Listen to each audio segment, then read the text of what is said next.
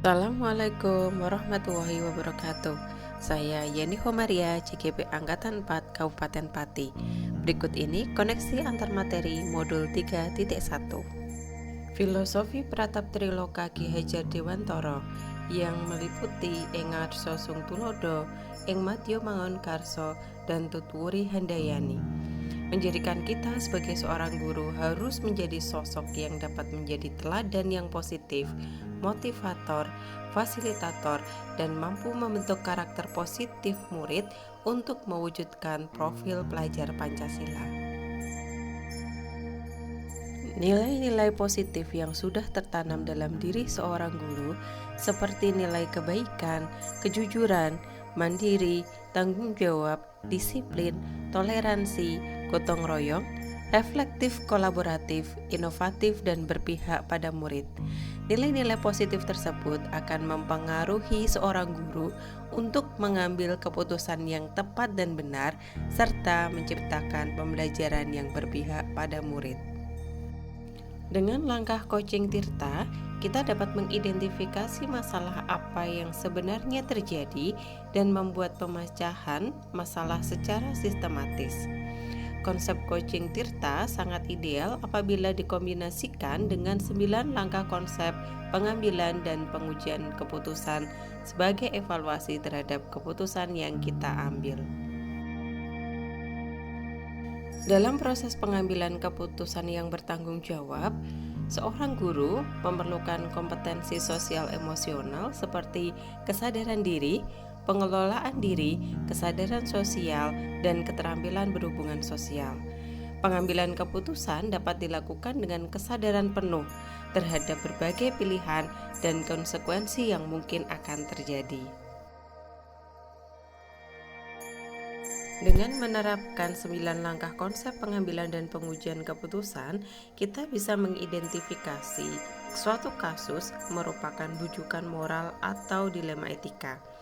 Jika bujukan moral, maka dengan tegas sebagai seorang guru harus kembali ke nilai-nilai kebenaran.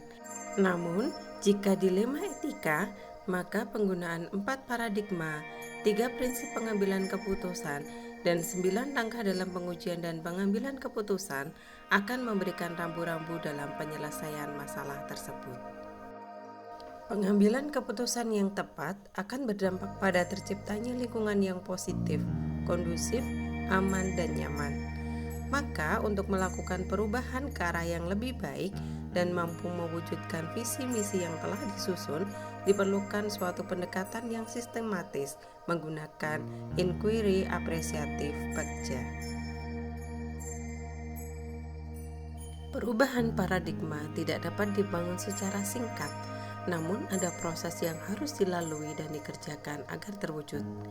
Perlu adanya sosialisasi dan komunikasi secara persuasif, secara terus-menerus, agar lingkungan yang masih menggunakan paradigma lama akan memiliki pemahaman baru dan mampu beradaptasi dengan perubahan.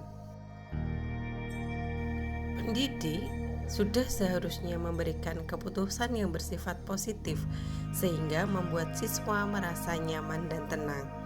Pengambilan keputusan yang tepat akan mempengaruhi pengajaran seorang guru untuk mewujudkan pendidikan yang memerdekakan murid.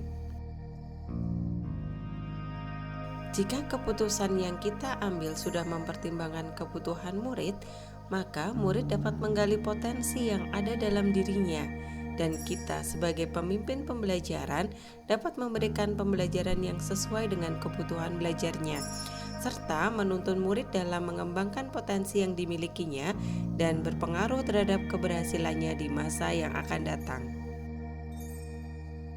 Kesimpulan dari koneksi antar materi ini, dalam pengambilan keputusan, seorang guru harus memiliki kesadaran penuh untuk menghantarkan muridnya menuju profil pelajar Pancasila.